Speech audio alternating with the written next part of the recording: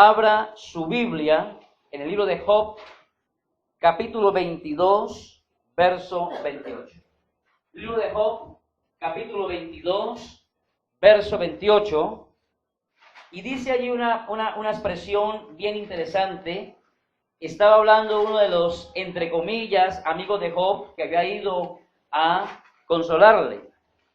Entre todas las acusaciones y entre todas las declaraciones que esos personajes hicieron a Job, dijeron algunas verdades bien interesantes y que son aplicadas a su vida y a mi vida. Y en el libro de Job, capítulo 22, verso 28, dice allí la palabra: determinarás asimismo una cosa y te será firme. Dice aquí la versión Reina Valera, en otra versión dice te será hecha. Y la parte B dice, y sobre tus caminos resplandecerá luz. Qué interesante. Determinarás asimismo una cosa y te será firme. Y sobre tus caminos resplandecerá luz. Que el Señor añada bendición a su palabra en esta mañana. Y ha titulado la enseñanza Determinaciones trascendentales. Determinaciones que trascienden, que impactan. Determinaciones que al tomarse producen ondas expansivas que afectan no solo mi vida, sino también las personas que están cerca de mí. Las personas que me rodean, las personas de mi entorno son afectadas por esas determinaciones que yo puedo tomar. Determinaciones trascendentales. Y encontré algunas frases. Voy a leer algunas aquí, comenzando, otras las leeré al final. Alguien dijo, el Dalai Lama, un personaje religioso, pero dijo alguna verdad en esta frase: creo en la determinación humana. A lo largo de la historia se ha comprobado que la voluntad humana es más poderosa que las armas. Interesante. O sea que hay poder en las determinaciones. Otra frase dice, el fracaso nunca será definitivo si la determinación de alcanzar el éxito es tan fuerte que no se acalla ni se disminuye. Otra. A un líder lo hace la fuerza de su carácter y persistente determinación para cumplir sus sueños. Los que estorban en la batalla no son los débiles, sino los que carecen de determinación. Qué fuerte, ¿no? Los que estorban en la batalla no son los débiles, sino los que carecen de determinación. Y otra dice, nuestro persistente poder de determinación puede domar fácilmente a todos nuestros descarriados y renuentes pensamientos. Tremendo. La importancia de tomar determinaciones en la vida. Por lo tanto, usted y yo debemos tomar decisiones. Y yo creo que en esta mañana, a medida que la palabra sea expuesta, el Espíritu Santo de Dios le va a añadir a la palabra la bendición, y Dios le va a hablar a su corazón la determinación que usted debe tomar hoy en su vida. Porque hay personas que no han tomado determinaciones y por eso están estancadas, ancladas, y no han podido avanzar. Y por no tomar determinaciones, la bendición está frenada. Está retenida. Por lo tanto, considero que es de vital importancia tomar determinaciones en la vida. Cuando analizamos la vida de los personajes de la Biblia, encontramos que ellos tomaron determinaciones y esas determinaciones tuvieron trascendencia en sus vidas y también en su entorno. No solamente en ellos, sino en su entorno. Quise traer el significado de la palabra determinación. Valor, entre muchos significados que uno puede encontrar, me llamó la atención ese que dice valor, firmeza o resolución en la manera de actuar. Valor, firmeza. La Biblia dice que el justo es como la palmera, ¿no? ¿Cómo es la palmera? Firme. Vienen las lluvias, las tormentas, la palmera se dobla hasta el piso, pero su raíz está firme, determinada. El concepto también se utiliza como sinónimo de valor u osadía. Hay que ser osado en la vida. Ahora, teniendo en cuenta esto que hemos hablado hasta aquí, quiero invitarlos a considerar 4 personajes en la Biblia que tomaron determinaciones que trascendieron en sus vidas y fueron de impacto en sus círculos de influencia. 4 personajes que tomaron determinaciones. Y esas determinaciones fueron de impacto en su vida y en sus círculos de influencia. Número 1, la determinación de Jacob acerca del diezmo. Mi esposa hablaba ahora acerca de esto. Y Jacob tomó una determinación acerca del diezmo. Miremos la palabra para que esto no sea solamente bla, bla, bla, sino que tenga el sustento bíblico como tal. Génesis capítulo 28, verso 22. Génesis 28, 22. Dice allí: y esta piedra que he puesto por señal será casa de Dios, y de todo lo que me dieres, el diezmo apartaré para ti. Ahora, cuando Jacob hace toma esta determinación, él estaba huyendo, Jacob estaba huyendo de Esaú, pues él lo había defraudado. Jacob había defraudado a su hermano Esaú. Primero, le robó la primogenitura. Esaú llegó cansado, hambriento. Le dijo: hermano, tengo hambre. Y él le dijo: yo te hago un guisado de lentejas, un guiso rojo, dice el original hebreo. Y él le dijo: listo, pero me da su primogenitura. Y Esaú le entregó la primogenitura. Y en segundo lugar, lo suplantó para robarle la bendición patriarcal. Antes de morir, su padre, Isaac, ellos tenían la costumbre de bendecir a sus hijos. Y él fue y la mamá le colaboró. Jacob era lampiño, no tenía pelos por ningún lado. Pelado, no tenía vellos. Mientras que Esaú era velludo.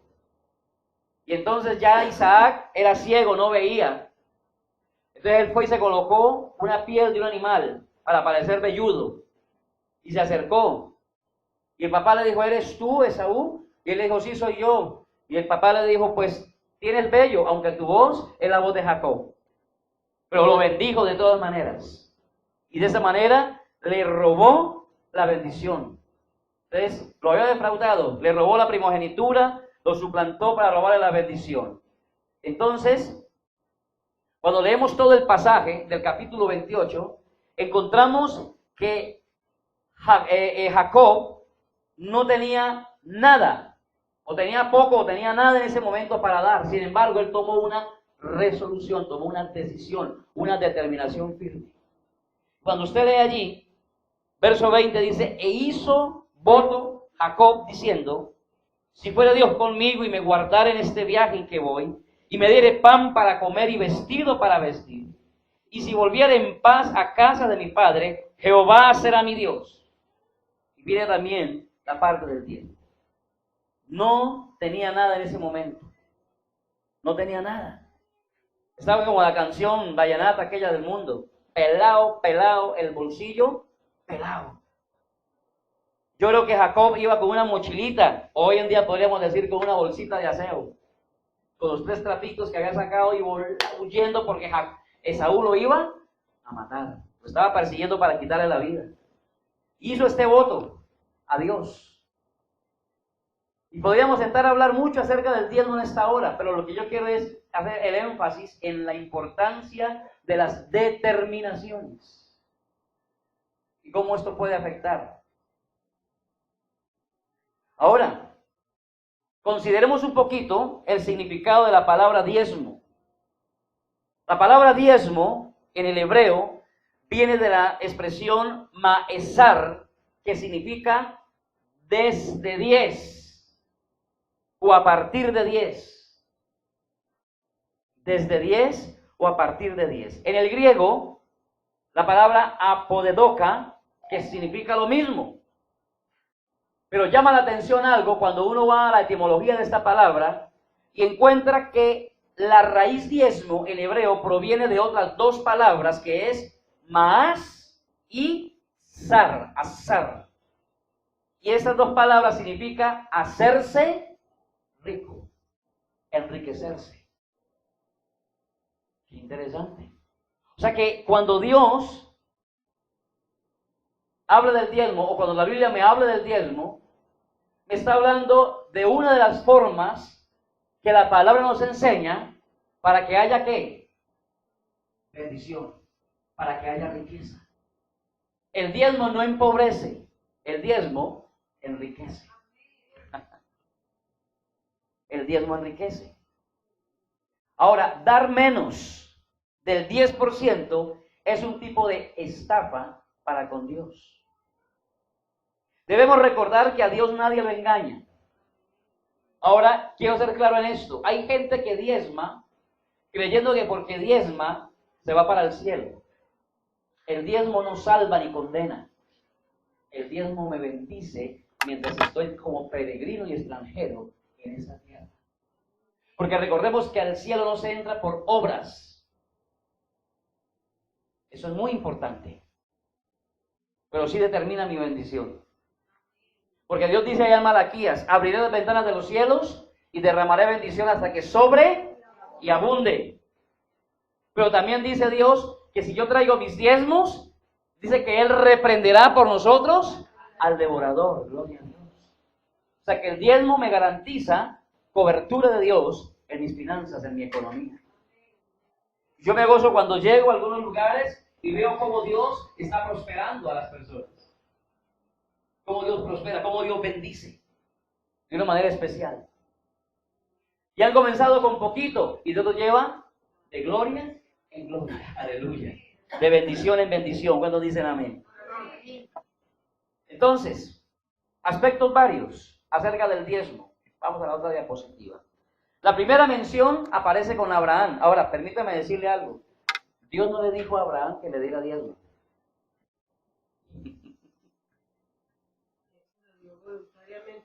Por regalarlo a Melquisedec, tipo y símbolo de Cristo en el Antiguo Testamento.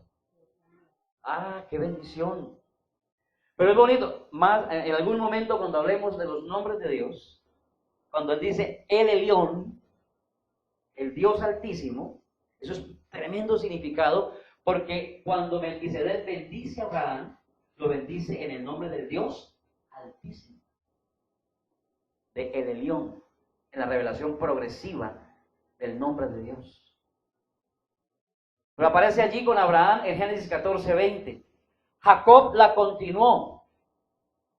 Y aunque la Biblia no dice en ninguna parte literalmente que allí Jacob tomó el diezmo y lo llevó donde el sacerdote, pero cuando uno ve el desarrollo de la vida de Jacob, aun cuando él tuvo que recoger lo que sembró, y aún recogiendo la cosecha de lo malo que había sembrado, aún en medio de esto, Dios lo fue prosperando, Dios lo fue bendiciendo, aunque tuvo más ganados que el mismo suegro. Entonces yo creo, por deducción, que Jacob cumplió el voto que le hizo a Dios. El voto que le hizo a Dios. Ahora, Malaquías exhorta a los sacerdotes al respecto. Y a mí me gusta mucho aquel libro de Malaquías, porque cuando usted lee el capítulo 1 de Malaquías, ¿a quién le estaba hablando el profeta? Esto es muy importante, veámoslo rápidamente.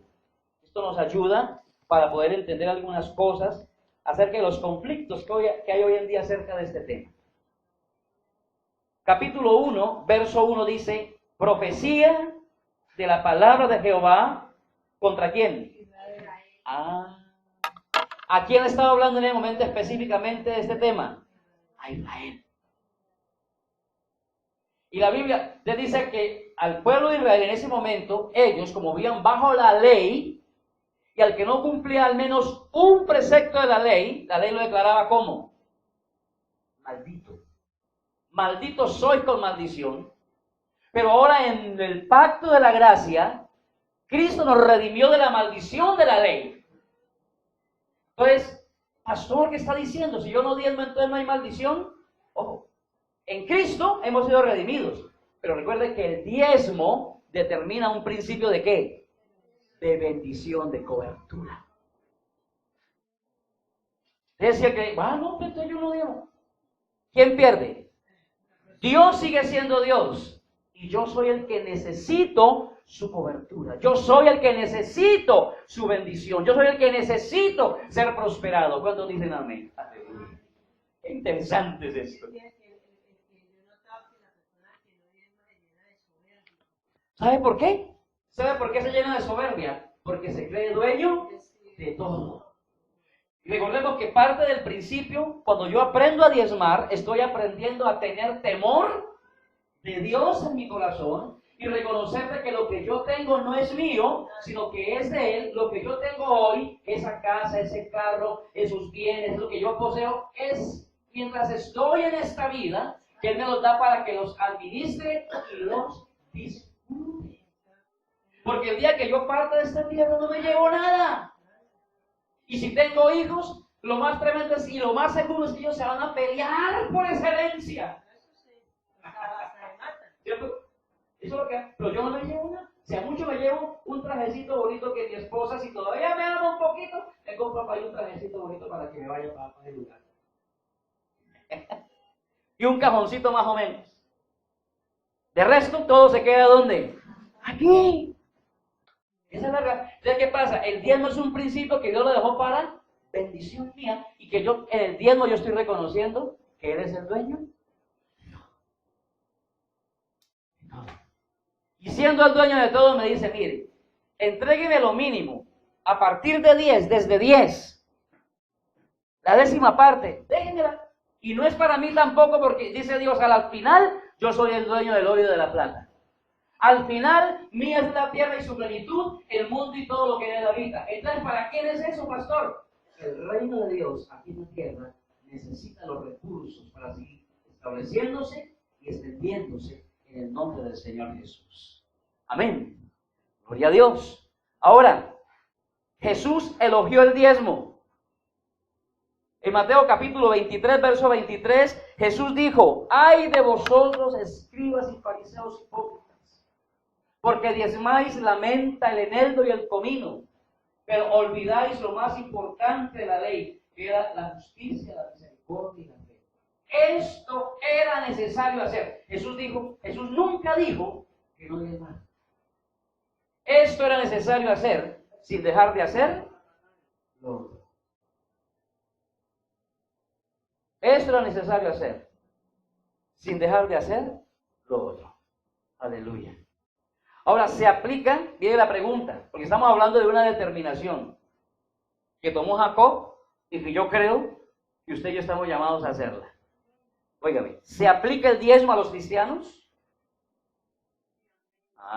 Es claro que para nosotros el deber de dar de lo que Dios nos da, óigame, es un deber dar de lo que Dios nos provee. Cada cristiano tiene el deber de establecer sus planes para las ofrendas, diezmos, primicias, siembras, etc. Y lo debe hacer con alegría.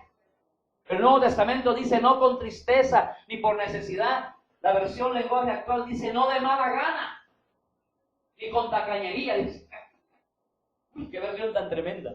No de mala gana ni por tacañería, sino con un corazón alegre.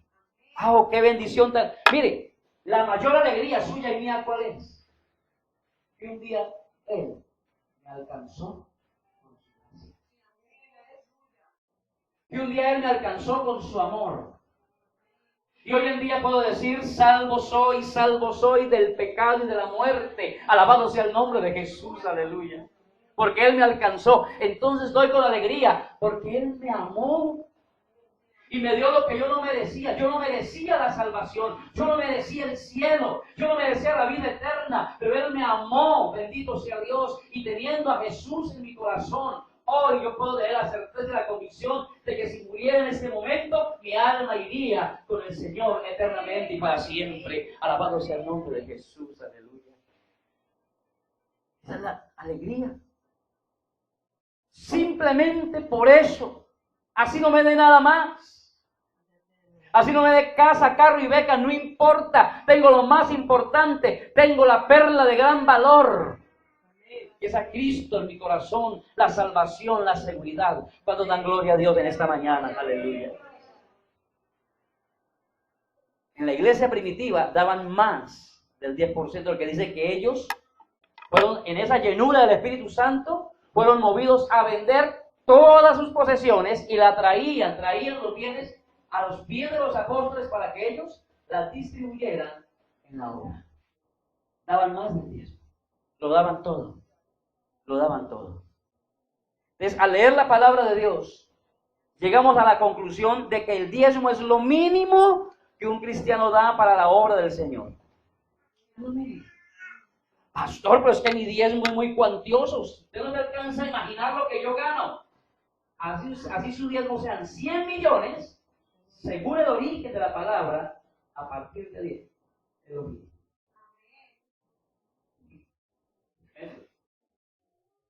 Sea lo que sea. Porque Dios, óigame, a Dios no le impacta la cantidad. A Dios le impacta su fidelidad.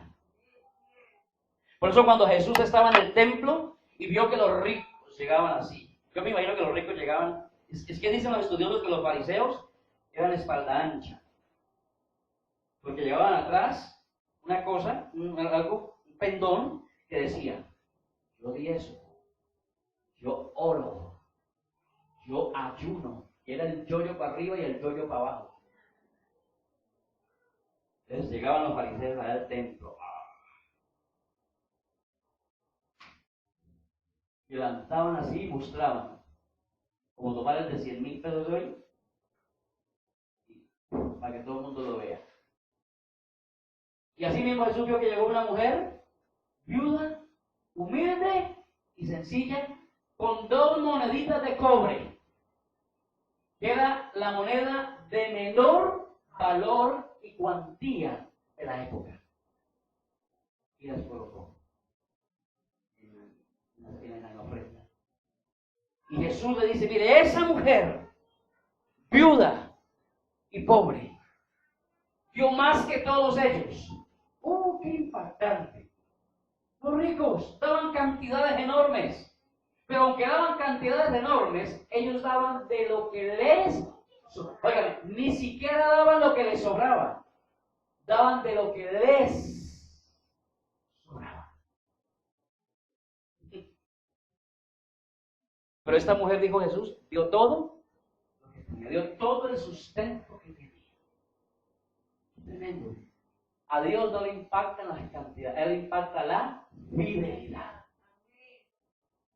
Y por eso la Biblia dice: en lo poco me has sido fiel, en lo mucho te pondré. Quedaron de regalarme un material espectacular de mayordomía. Me la van a regalar en estos días, un libro.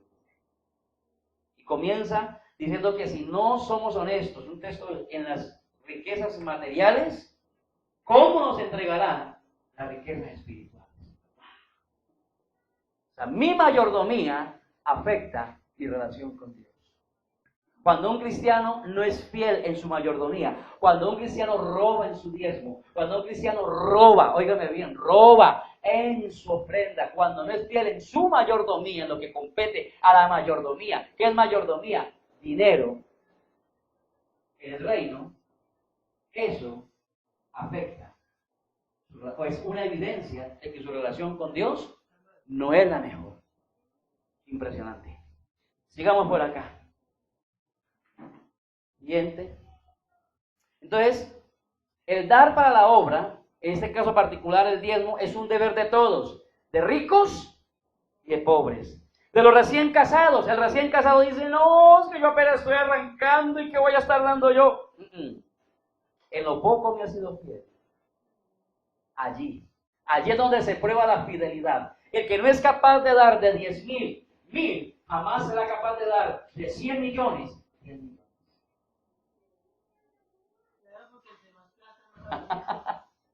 Es un principio. Y recuerda que Dios no es un Dios de que hace que la persona crezca como palmera para caer como coco. No. Dios lleva siempre a la persona en un proceso de...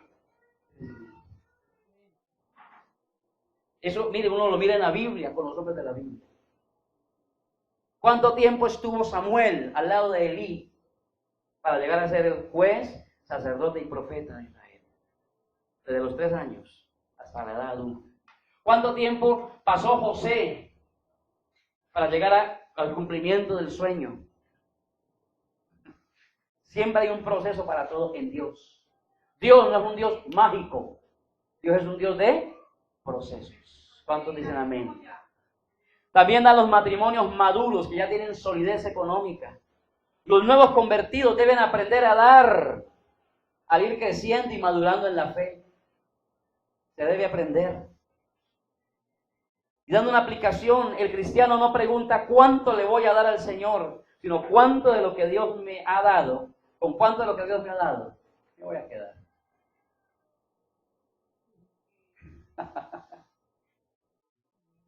Tremendo. Y viene el texto que usted y yo no estamos aprendiendo de memoria, Isaías 32:8, ¿cómo dice? El generoso pensará generosidades y por generosidades será exaltado, dice la palabra. ¿Cuántos le creen a Dios y a su palabra? Si la Biblia lo dice, así es. Y el apóstol Pablo menciona a un grupo de cristianos de un lugar llamado Macedonia. Dice que esos cristianos en aquel tiempo estaban pasando por una gran prueba de tribulación, estaban pasando por estrechez. Y estos cristianos de Macedonia oyeron que el apóstol Pablo estaba haciendo una colecta para los santos de Jerusalén que estaban en una hambruna aún más terrible que la de ellos. Y dice la Biblia, cuando usted lee los capítulos 8 y 9 de 2 de Corintios, ahí habla de plata. Porque hay gente que es tan buena evangélica que dice que el texto que Pablo menciona que Cristo, siendo rico, se hizo pobre para que en su riqueza fuésemos enriquecidos. Ellos dicen que eso es espiritual, que eso no es de... No. En el contexto de esa palabra está hablando de dinero. Y dice la Biblia que esos cristianos le rogaron, le suplicaron a Pablo que les permitiera participar de la gracia del dar para los santos de Jerusalén, aun cuando estaban en estrechez. Esto me enseña que nunca hay excusa para dar. No hay excusa. Nada justifica. Siempre hay una forma de dar. Pastor, yo no tengo plata, pero yo puedo ir. ¿Cómo le colaboro? Doy de mi vida, doy de mi tiempo.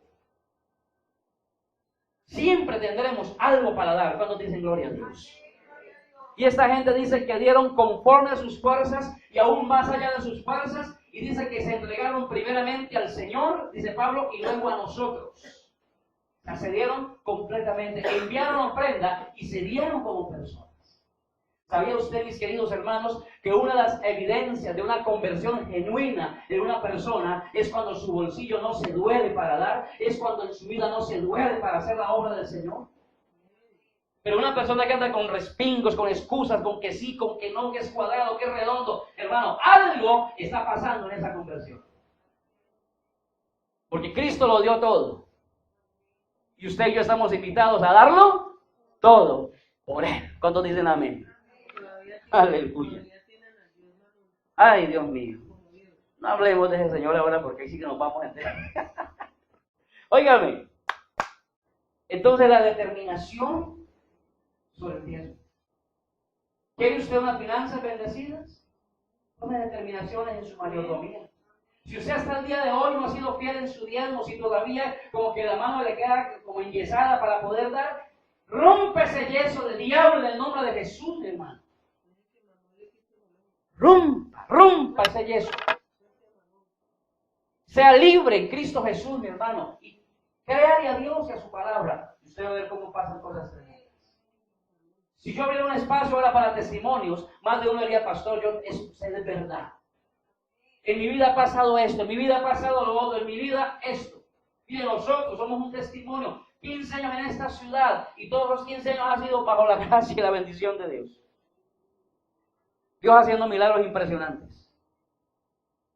Tiempo nos faltaría para contar algunos. Pero mire, vayamos al segundo personaje. Las determinaciones trascienden en nuestras vidas. Las determinaciones trascienden en nuestros hijos. A mí me impacta cuando yo leo que cuando Abraham llevó el diezmo, a mí me impacta cuando leo en Hebreos que en Abraham, en el diezmo que Abraham llevó a Melquisedec, en ese diezmo estaba también diezmando Leví. O sea que el diezmo de Abraham afectó a todas sus generaciones. Mis hijos son afectados cuando yo diezmo, cuando yo ofrendo. ¡Qué impresionante! Gloria a Dios. Usted y yo nos movemos en el mundo espiritual. El mundo espiritual es más real que el que vemos. Pero también el salmista David, el rey David, tomó una determinación. Tomó dos. Vamos a ver la primera ahora. Y fue frente o con respecto a la palabra de Dios. Pregunto yo en esta hora para reflexionar, no me responda. ¿Qué lugar ocupa la palabra de Dios en su vida? ¿Lee usted la Biblia todos los días? ¿Saca usted tiempo para leer? Mire, hay algunas personas, no a todos, porque no tengo el número, el WhatsApp de todos, pero en lo personal yo envío un devocional todos los días a casi a la mayoría. No sé si lo leen, pero es una forma de nutrirse espiritualmente. Mi esposa, a través del Face, a través del WhatsApp, constantemente está enviando. ¿Qué lugar ocupa la palabra en su vida? Durante el día, ¿qué lugar ocupa la palabra? Durante todo el día. Porque muchas veces podemos decir, yo le hago altar a la palabra a las 5 de la mañana, pero ahí la cierro y comienzo mi vida, porque es que una cosa es lo espiritual y otra cosa es lo... Ay, Dios mío. Hay gente que piensa así. Miren lo que dijo David, Salmo 119. Determinaciones trascendentales. Salmo capítulo 119, verso 15 y 16. Dice la Biblia, en tus mandamientos meditaré, consideraré tus caminos, me regocijaré en tus estatutos, no me olvidaré de tus palabras. Mire, y si usted lee todo el Salmo 119, usted va a encontrar más expresiones tremendas de la actitud de David o lo que significaba para David la palabra. Es un poema a la palabra, el Salmo 119. El salmista dijo, en tus mandamientos meditaré. La importancia de meditar en la palabra de Dios. El Salmo 1, verso 2 y 3 dice, comienza diciendo, bienaventurado el varón que no anduvo en consejo de malos, ni en camino de pecadores, ni en silla de escarnecedores se ha sentado, sino que en la ley de Jehová, sino que en la ley del Señor, sino que en la ley, oígame bien, de Yahweh, sino que en la ley de Dios está su delicia, y en su ley medita de día, es decir, las 24 horas. En su ley medita de día y de noche. Será como árbol plantado junto a corriente de aguas, que da su fruto en su tiempo, su hoja no cae, y todo lo que hace prosperará. ¿Cuántos dicen amén? Oiga, tremendo. El salmista, como dicen hoy día los muchachos, la tenía bien clara. La tenía bien clara en su vida. ¿Qué lugar ocupa la palabra? ¿Sí la lee? ¿Sí lee la palabra durante el día? ¿Sí lee la palabra al menos en la mañana? ¿Medita en la palabra que usted lee en la mañana? Meditar es pensar en ella. Por eso es que la persona anda viendo gigantes, muros, fortalezas, y por eso es que la persona dice, no puedo, es muy difícil, quién sabe, a lo mejor, de pronto, pero cuando la palabra está en el corazón, todo lo puedo en Cristo que me fortalece. Si Dios es por mí, ¿quién contra mí? Y aunque el diablo se levante como un río, el Espíritu de Jehová levantará bandera por mi vida. Alabado sea el nombre de Jesús, aleluya. Porque la palabra de Dios está en él. Y de lo que hay en él, de eso, fluye en su vida. Bendito sea el nombre de Jesús. Ah, pero qué tremendo ver cristianos con lenguajes derrotistas. A toda hora andan con las alas caídas. ¿Y usted qué tal? Ahí, ¿para dónde va? Donde Dios quiera. ¿Y qué va a hacer? Yo no sé. Pero la palabra nos da un norte. La palabra nos da razón, sentido, en el nombre del Señor. El apóstol Pablo nos habla de llenar la mente, llenar nuestros pensamientos con la palabra. Pablo dice, en todo lo amable, en todo lo puro, en todo lo que es de buen nombre, si hay virtud alguna, si hay algo digno de alabanza, en esto pensar. Pastor, pero ¿cómo voy a pensar bien de esa vecina chismosa, terrible, que os parece es el mejor WhatsApp de la cuadra? Ah, la Biblia dice, mire, Pablo dice, le dice a los corintios, yo ya tomé una decisión. En cuanto a vosotros, ya no voy a pensar según la carne. Ah, qué bonito. Así dice por allá en la 2 de Corintios, capítulo 5. Ya no voy a pensar más según la carne. Voy a creer y a pensar según lo que ya Cristo hizo por ustedes en la cruz. Aleluya. Interesante, ¿no? Ahora recuerda que lo que hay en el interior del ser humano determina su conducta. Así como el hombre piensa, así vive.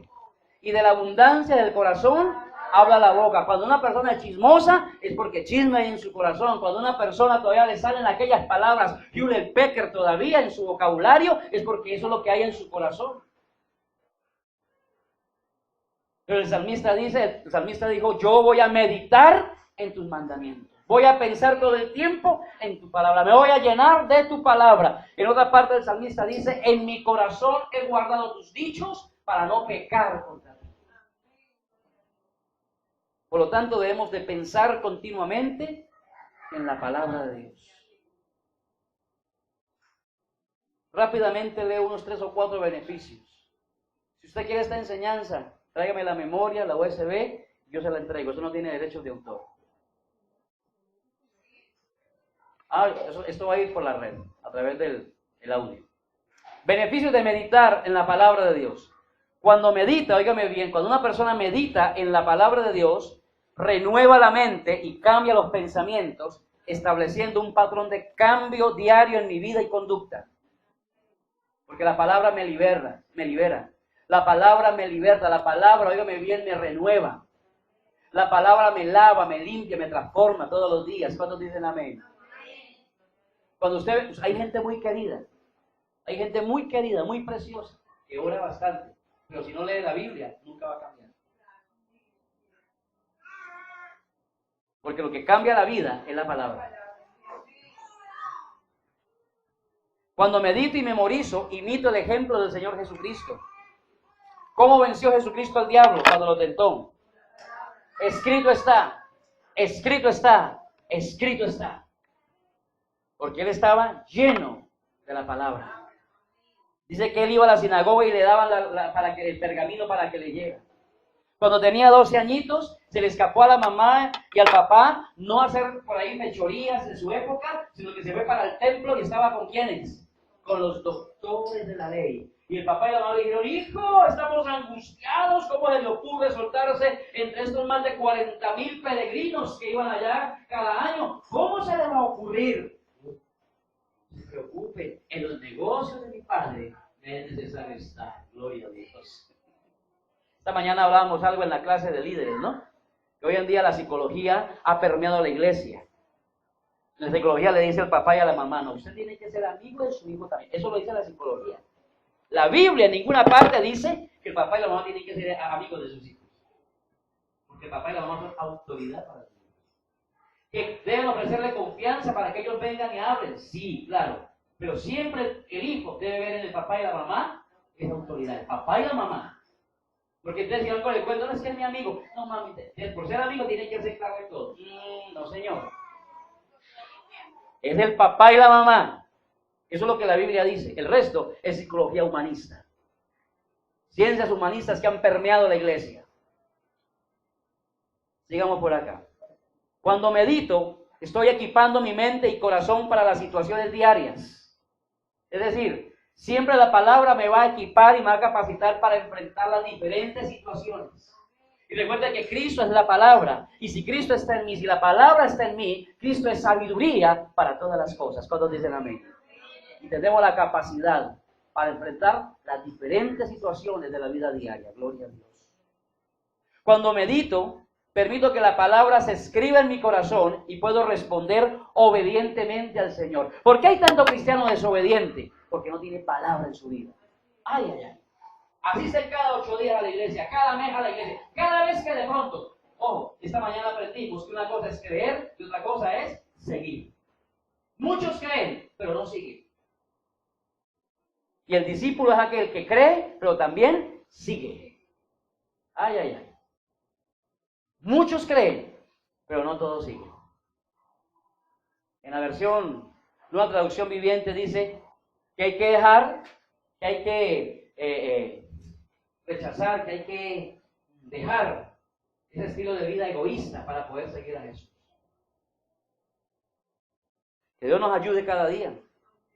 Cuando yo medito la palabra de Dios, ella me da dirección. Y así sucesivamente. Ahora, la Biblia es un tesoro que nunca se termina. Mientras más medites, más te dará. Insondables son sus palabras. Y Pablo dice, oh profundidad de las riquezas y de la sabiduría. Entre usted más lee la palabra, decía un amigo nuestro que venía a la iglesia, esto nos lleva a nadar en aguas profundas. Entre usted más lee la palabra, es como si usted se sumergiese en un océano y nadara y nadara y no encuentra fondo, porque entre más nada, más riqueza encuentra, más sabiduría, más conocimiento en el nombre del Señor. Gloria a Dios. El salmista dijo, me regocijaré en tus estatutos. ¿Qué es regocijarse? Gozarse, deleitarse, alegrarse. Un deleite. Ay, no, voy a leer la Biblia. ¿Qué más voy a hacer? Me entregaron un plan de lectura. Tenemos, porque no se sabe si el pastor de pronto me pregunte si estoy leyendo la Biblia y me corche. Si no lo está haciendo por regocijo, lo hace porque le toca. No, la Biblia no se lee porque me toca. La Biblia se lee porque para mí la palabra es un manjar. Es mi alimento, es mi pan. Óigame, cuando usted va a la panadería y encuentra un pan así calientico, que el queso todavía como que le sale así por los laditos, ¿usted cómo se come ese pan? ¿Y con qué lo acompaña? Óigame, con jugo, con tinto, con gaseosa, pero con algo se acompaña y uno se lo come con ese deleite. Bueno, la palabra de Dios es el pan diario, el pan de vida para su alma y para mi alma. ¿Cuándo dicen amén? Hay almas raquíticas espiritualmente porque no se alimentan con la palabra. Hay almas desnutridas espiritualmente porque no se alimentan con la palabra. Yo necesito la palabra. Pastor, no me queda tiempo. Madrugue más. Pastor, que si usted supiera, no, pues todos tenemos cosas que hacer. Madrugue otro poquito, coloque la alarma media hora antes. Usted se levanta, se estira, reprende a Sabanás. Lo reprende en el nombre del Señor, le dice, me sueltas en el nombre de Jesús, aleluya. Usted va, se cepilla, se lava la cara y el sueño se le espanta en ese momento, mi hermano. Usted saca el tiempo para la palabra. No debe ser una carga, sino un deleite. Como una carta. Usted va todos los días, cuando usted va a la palabra, usted va a recibir una carta de amor de Dios para su vida. En hebreo, samach se refiere a una emoción espontánea, a un gozo intenso expresado de manera visible y o externa. Siempre se exterioriza. Por lo tanto, este verbo samach sugiere 3 elementos. Este verbo es regocijarse, regocijar. Sentimiento espontáneo de júbilo, sentimiento tan fuerte que tiene que exteriorizarse y un sentimiento motivado por algún estímulo externo. Óigame, un cristiano que está lleno de la palabra es un cristiano vacunado contra la amargura. porque siempre habrá gozo, porque la palabra le trae gozo. Aunque esté pasando por el valle de sombra, aunque esté pasando por la dificultad, esa palabra le trae esperanza, le trae fortaleza, y no habrá espacio para tener la frente fruncida como un maracuyá viejito, sino que siempre será gozoso, aleluya, y podrá decir gloria a Dios, y podrá decir aleluya, y podrá corresponder al cómo le va, cómo está, muy bien, bendecido por el Señor, aleluya, porque está lleno de la palabra, de la palabra. Pero el salmista también dijo, no me olvidaré de tus palabras. No me olvidaré de tus palabras. Eso quiere decir que se requiere memorización. Se requiere memorizar la palabra. ¿Qué tiene usted memorizado? ¿El último capítulo de la novela que más le gusta? Porque cuando llega la novela, ¡ay, cierto que ayer quedó así! Y él le dijo, y no, Señor. De ninguna manera, hay que memorizar. Y es el deseo del corazón del Señor que su palabra esté grabada en nuestro corazón. Mire lo que dice Jeremías. El deseo del corazón de Dios es que su palabra esté grabada en nuestros corazones. Jeremías 31, versos 31 al 34 dice, he aquí que vienen días, dice Jehová, en los cuales haré nuevo pacto con la casa de Israel y con la casa de Judá. No como el pacto que hice con sus padres el día que tomé su mano para sacarlos de la tierra de Egipto, porque ellos invalidaron mi pacto, aunque fui yo un marido para ellos, dice Jehová. Pero ese es el pacto que haré con la casa de Israel después de aquellos días, dice Jehová. Daré mi ley en su mente y la escribiré en su corazón, y yo seré a ellos por Dios, y ellos serán mi pueblo. Y no enseñará más ninguno a su prójimo, ni ninguno a su hermano, diciendo, conoce a Jehová, porque todos me conocerán, desde el más pequeño de ellos hasta el más grande, dice Jehová, porque perdonaré la maldad de ellos, y no me acordaré más de su pecado. Pero dice que él la escribirá, ¿dónde? En su corazón. Ahora, no podemos omitir la exhortación de Santiago, cuando Él nos invita a que la palabra esté en nuestra vida, pero también que la hagamos, que la practiquemos. Que no seamos oidores olvidadizos de la palabra, sino hacedores. Entonces, mis amados, es bueno tomar la decisión de memorizar la palabra de Dios constantemente. ¿Cuántos textos bíblicos se sabe usted de memoria? Con el texto. No solamente, me parece que por allá en alguna parte dice así. No, usted me diga, Gálatas 2:20 dice esto. Juan 3:16 dice esto. Santiago 4:4 dice esto. Eso es memorizar la palabra.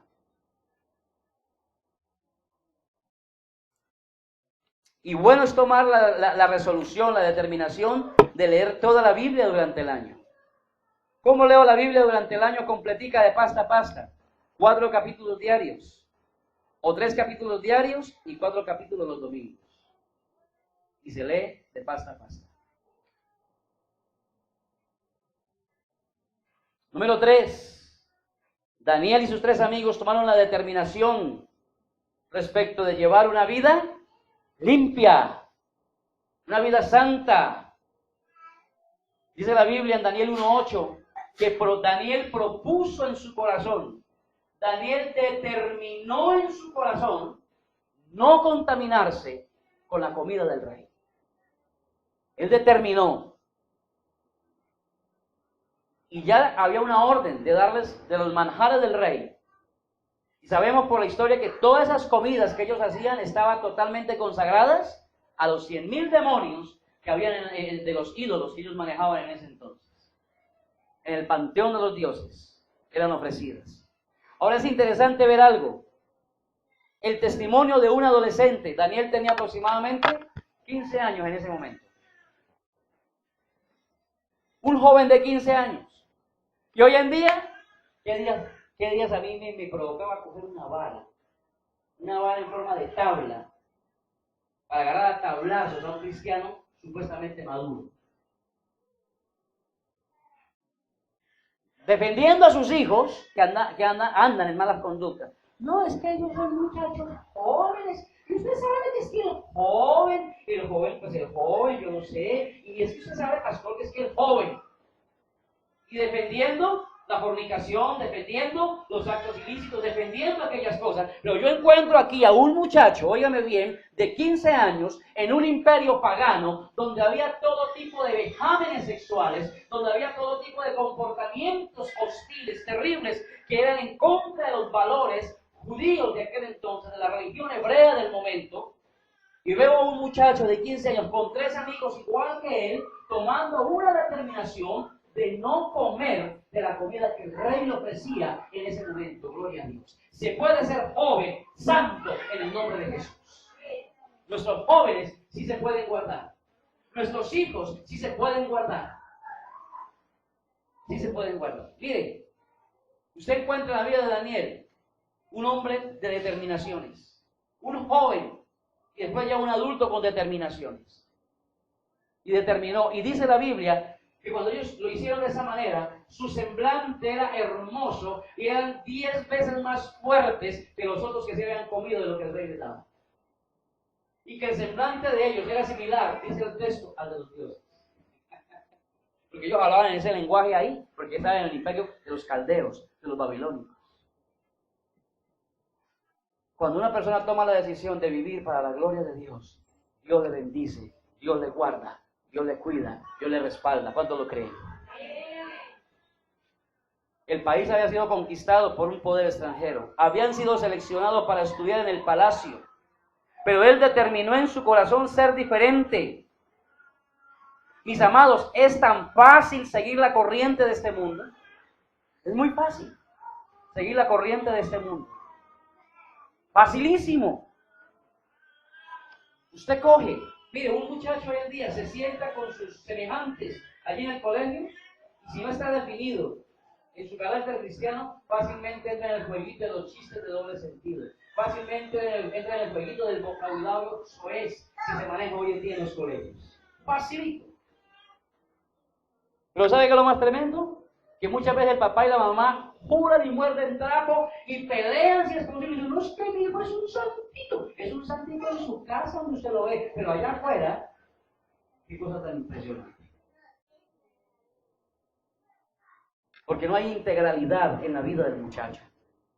Pero estos jóvenes fueron firmes. La palabra contaminarse significa ensuciarse o corromperse. Hoy en día, mis amados, estamos rodeados de una terrible contaminación. Mire, hay abundancia de material de lectura que corrompe. Hay abundancia de material visual que corrompe. Los medios masivos de comunicación y tecnología son un arma tremenda en las manos del diablo. Y hay que enseñar a nuestros hijos. Ahora, una decisión en pro de la santidad de vida va en contra de la carne. Y yo siempre he pensado, yo me imagino cuando Daniel tenía que estar ahí en la corte del rey, porque ellos no podían negar que estar en la corte del rey, porque eran gobernadores de algunas provincias y tenían que estar ahí. Pero el rey y todos sus séquitos podían pararse de cabeza, pero Daniel y sus amigos estaban firmes en la roca inconmovible, en el Dios que hizo los cielos y la tierra. Aleluya.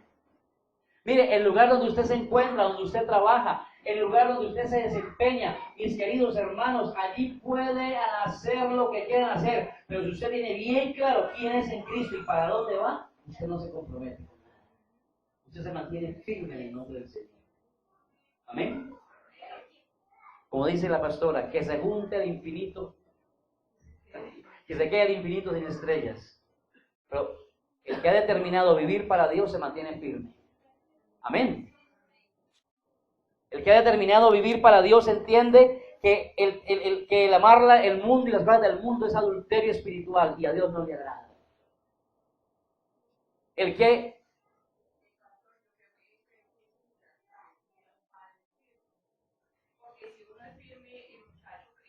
así es. Ayer teníamos una reunión aquí en la Universidad de Ibagué y de pareja de familia colocaron unos cortes de comportamiento pésimo de los muchachos.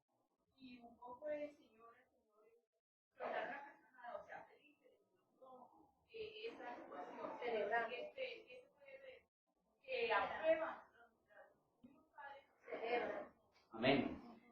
Por eso la Biblia dice, instruye al niño en su camino y aun cuando fuere viejo, no se apartará de él. Eso es muy válido. El dicho popular dice que de tal palo, tal astilla. Y que hijo de tigre sale pintado, dice por ahí el dicho popular. Y hay cierta sabiduría en eso. ¿Cierto? Hay cierta sabiduría práctica en esos asuntos.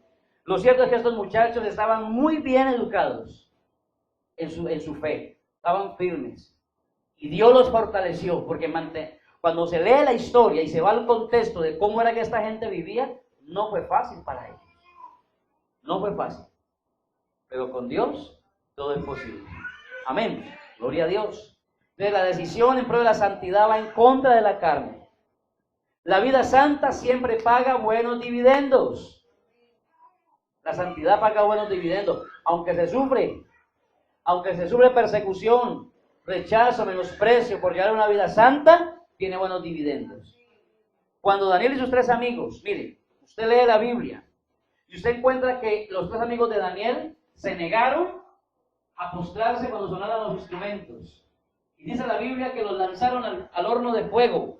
Y allá con ellos estaba el ángel de Jehová guardándolos, gloria al Señor. El mismo Señor Jesucristo ahí con ellos, guardándolos. Y dice la Biblia que fue tan impactante el testimonio de ellos que el rey y todo el imperio reconocieron que Jehová era Dios. Aleluya. Una determinación impacta mi entorno. Tremendo. Y cuando Daniel sacaron el edicto de que solamente se podía orar al Dios, que el rey decía, y Daniel abría la ventana hacia Jerusalén y se postraba 3 veces a orar, dice la Biblia que fue lanzado al pozo de los leones, y dice que cuando lo vieron allá, alguien dijo recostadito y haciendo de trencitas en la melena, a los leones, no le hicieron nada, fue guardado. Y por causa de esa determinación de Daniel, también el rey que estaba en ese momento, creo que era Darío en ese momento, creyó y se convirtió también y reconoció que solo Dios, solo Jehová era Dios. Un imperio completo. Mire, su determinación afectará a su entorno. ¿Quiere usted que su familia crea en el Dios que usted cree? Tome determinaciones. Ellos verán el cambio en su vida, verán la transformación en su vida y creerán que hay un Dios real, vivo, que cambia y transforma para su gloria. Aleluya. Escrito está. Sigamos. Número 4. Y con esto nos vamos a la casa. La determinación de congregarse. ¿Quién tomó esa determinación? Salmo 27:4. David. Y David oró. Y a David decía, una cosa he demandado a Jehová. Y esta buscaré, o sea, no solamente oraba, sino que organizaba su tiempo, organizaba su agenda. El domingo, el miércoles hay servicio. Yo voy a organizar porque una cosa le pido yo a Dios, que yo pueda estar en su casa todos los días de mi vida. ¡Oh, qué tremendo! Todos los días. Para nosotros fue impactante cuando llegamos aquí. Veníamos de un sistema, de una estructura donde había culto todos los días. Lunes de milagros, martes de oración, miércoles de oración, jueves de aquello, viernes de los otros, sábado para acá y domingo 2 cultos. Cuando llegamos acá, ¡wow! Aquí a la gente no le gusta congregarse. Los que van el miércoles difícilmente asisten el domingo. Y los que asisten el domingo difícilmente asisten el miércoles.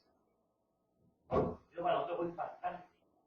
Porque veníamos eso era una maquinaria tremenda.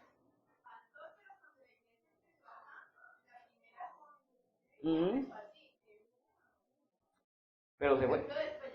Se bajó el motor. Miren, la determinación de David acerca de congregarse. Para David era una de sus peticiones y punto de agenda diarios en la oración. Yo creo que David le decía todos los días, Señor, yo hoy quiero estar. Y lo voy a hacer. Me voy. Pero ¿sabe qué era lo tremendo? El rey no podía entrar al lugar santísimo. ¿Sabe hasta dónde llegaba David? Hasta los atrios. Pero él se conformaba. el lugar santo, los atrios. Y llegaba allí y no podía entrar al lugar santísimo, solamente de allí. El eunuco que venía desde por allá todos los años a Jerusalén, el de los Hechos de los Apóstoles, él no podía llegar ni a los atrios siquiera. Él venía hasta la entrada del templo y tenía que regresarse otra vez. ¿Por qué? Porque como era eunuco, y la ley decía que ningún eunuco mutilado no podía entrar allá al templo, ni siquiera a los atrios, pero él solamente venía desde allá de Etiopía, venía hasta aquí y se regresaba otra vez leyendo.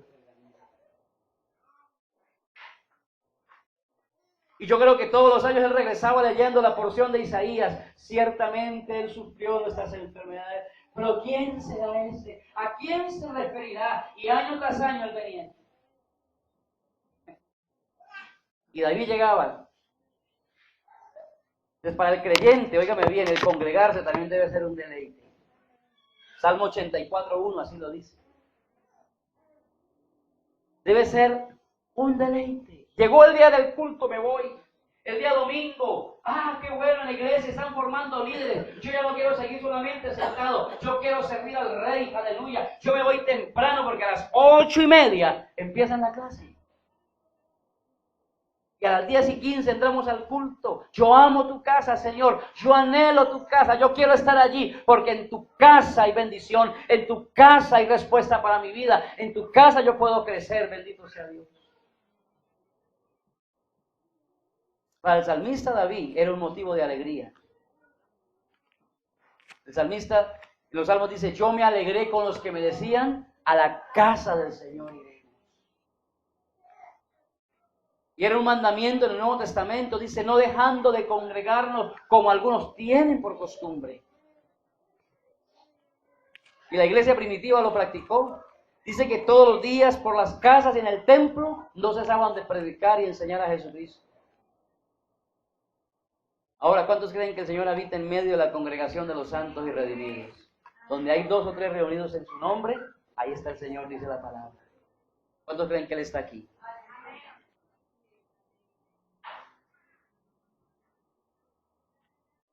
Determinaciones trascendentales. Winston Churchill, presidente de los Estados Unidos, dijo: si estás pasando por un mal momento, sigue adelante. ¿Está pasando por un mal momento? No tire la toalla. Siga adelante. Siga adelante. Es una determinación. Si no puedes volar, corre. Si no puedes correr, camina. Si no puedes caminar, gatea. Sin importar lo que hagas, sigue avanzando hacia adelante. Eso lo dijo Martin Luther King. Cuando la situación es adversa y la esperanza poca, las determinaciones drásticas son las más seguras. Los pensamientos de un hombre determinan su vida. Entre tantas frases que podemos encontrar acerca de la determinación. Concluimos diciendo que este es un tiempo de tomar determinaciones. Yo sé que hoy para muchas personas aquí, Dios ya le ha dicho qué determinación tiene que tomar. Porque Dios añade bendición a su palabra. Yo sé que hoy el Espíritu Santo ya le ha dicho a usted, esa es la determinación. Debe tomarla. O es hoy, o es nunca. Es bueno pensar en el impacto que estas determinaciones van a causar durante este año. En lo familiar, en lo laboral, en lo social, en lo espiritual, en lo económico, en todas las áreas de su vida y de mi vida. Una determinación causará un tremendo impacto. Sobre sus pies, vamos a orar. Vamos contentos para nuestra casa, empoderados por la palabra, seguros de que hoy Dios me ha hablado a mi corazón. Y es tiempo de tomar determinación. ¿Cuál es la determinación? Yo lo ignoro, pero usted sabe qué determinación debe tomar. Usted sí lo sabe. Padre, gracias en esta hora en el nombre del Señor. Te adoramos, te bendecimos, te damos la gloria, te damos la honra. Te damos toda la alabanza que solo tú mereces recibir, Señor. Gracias por tu amor, gracias por tu bondad, gracias por tu gran misericordia. Ayúdanos, Dios, a tomar las decisiones pertinentes en nuestra vida. Hoy nos habla de 4 determinaciones en la vida cristiana. La determinación, Señor, de ser fieles en nuestra mayordomía. La determinación, Señor, de llevar una vida limpia, una vida santa. La determinación, Señor, de darle el lugar que merece tu palabra en nuestra vida. La determinación de congregarnos como parte del crecimiento en nuestra vida cristiana, Señor. Ayúdanos cada día, Señor. Pero también tú has hablado al corazón de tus hijos. Has hablado al corazón de tu pueblo, Señor. Y has traído luz y guía por tu palabra para confirmar, para iluminar y para ayudar, Señor, en la toma de determinaciones que son necesarias en este tiempo. Fortalece a tu pueblo. Guarda tu iglesia, Señor, en Cristo Jesús. Amén y amén. Gloria a Dios. Un aplauso bien fuerte, mi hermano, para el Rey de Reyes y Señor de Señores. Aleluya.